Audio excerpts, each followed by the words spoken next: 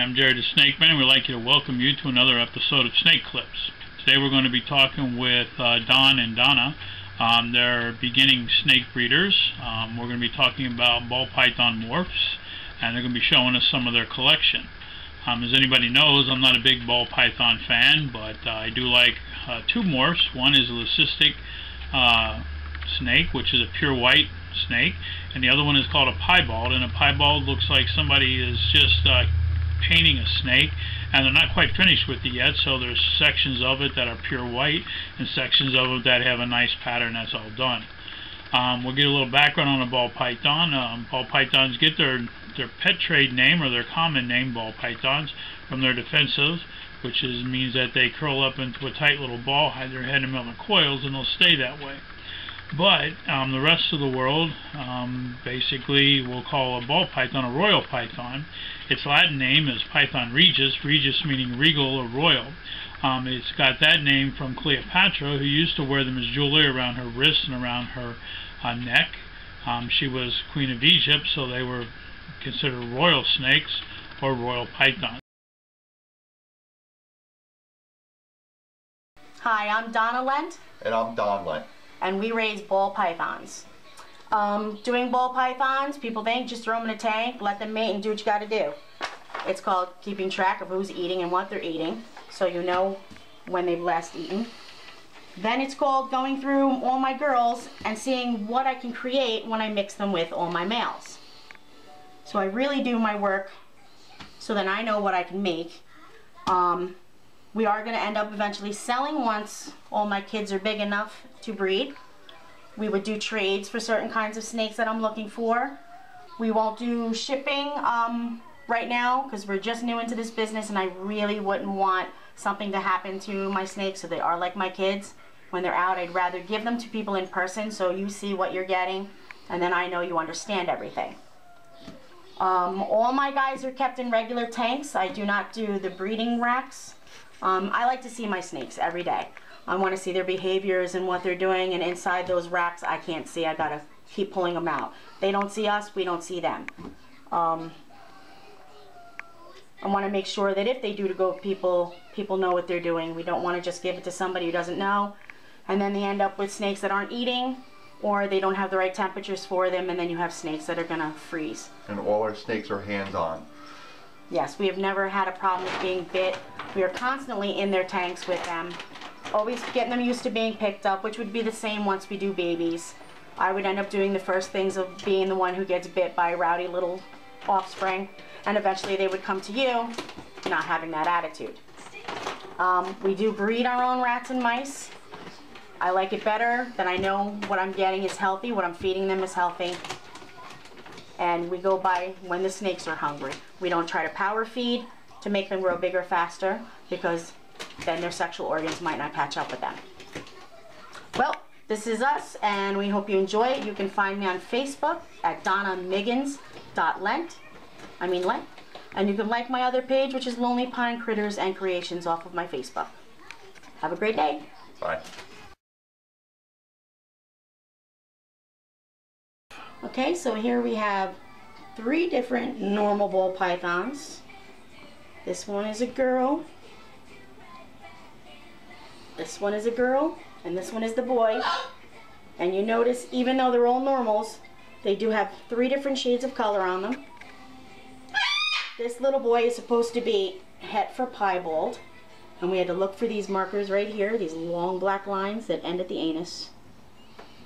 And with any luck, we'll mate them with our female piebald and end up with at least 1 pied baby. This girl is 4 years old. She's over 2,500 grams, and hopefully her breeding went well, and then she'll be having her babies. And this young girl is actually 7 years old, even though she is smaller than her. They were fed different, they eat different, so they're never going to grow the same width all the time.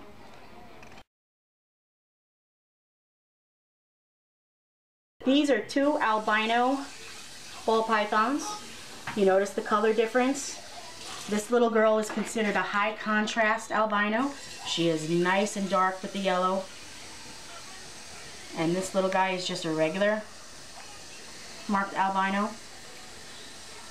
You can really notice the color difference in these two. When these two are mated together, their whole entire clutch will be albino. It's the albinoism. They are missing a gene that produces the dark colors that you see in the other snakes, and that's why they come out a nice yellow and a cream color and a white. And you notice their gorgeous red eyes.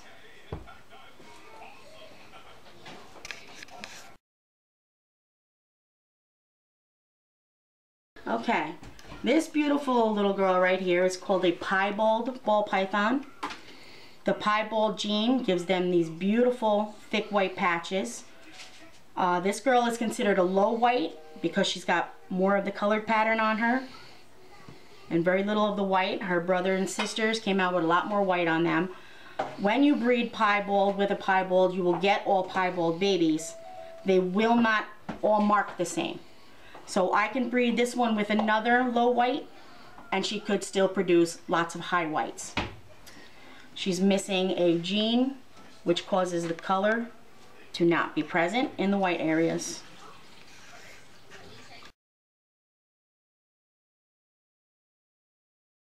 Oh gosh, doing the anaconda.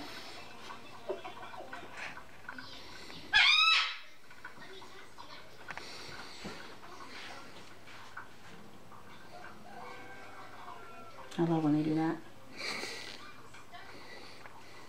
She's actually trying to see everything, get a better view of her world around her. Come here. Come on. Come on.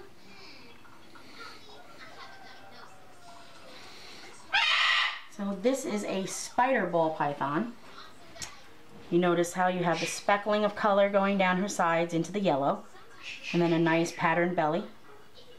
Sometimes these snakes can be born with what's called a wobble head. So when they're hunting their prey, it gets a little hard because then their head starts to wobble, and when they strike out, they sometimes miss. Fortunately, she does not have a wobble head when she eats. She eats very, very well. Then you notice the very cool eyes. Hers you can actually see. They're nice and bright yellow.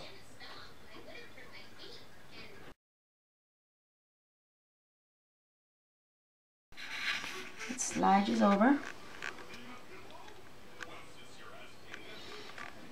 Alrighty.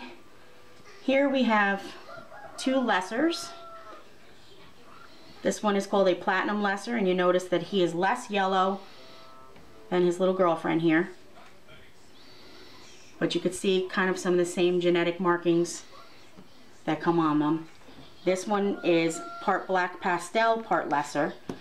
So again, you can see some of the patterns that they throw off are thrown on this girl, but her coloring is much different. You see the undersides of them, and you kind of catch the nice faded pattern goes all the way down, and a beautiful clear belly. And then this girl, again with the fade and a nice clear belly. When I produce these two together, I could get lucky enough to get what's called a blue-eyed Lucy, which is a white snake with blue eyes, which I can also get out of her when she's bred with him. Putting two lessers together or two Mojaves together and you'll get your blue-eyed Lucies.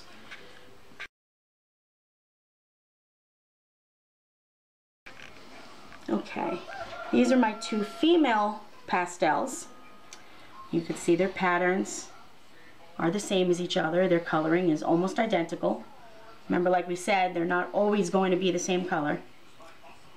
This one's still very young and scared, and you'll see when she pulls herself up in a ball to protect herself, and that's why they call them ball pythons.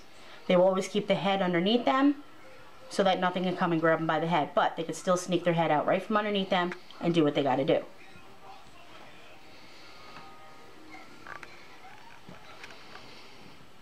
See their beautiful coloring, how they fade into a nice yellow.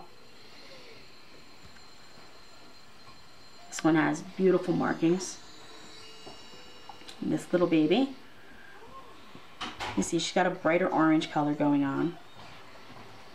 Come here, sweetheart. And then we have the boy, who's getting ready to go through a shed, and you'll notice his colors are very dingy looking. He's going to shed out of the skin to grow a little bigger, and then you notice what looks like blue on their eyes because the skin over the eyes also comes off. This little boy we have right here, he's called a Mojave. He's got a beautiful dark chocolate color going off on his back. Exceptional eye markings. And a nice beautiful clear belly. And then my little escape artist over here. This is called a lesser bee. His parents would be a lesser mated with a spider. Right now he is a little dingy in color because he's about to shed. And you can see his eyes are not, well, they're not black like they should be. They got a bit of a fade to them, so that's how you can tell. And plus when you feel them, their skin doesn't feel as nice. It actually feels very dry and cracked. And that's how you know they're going into the shed. And their bellies will get a pink coloring to them.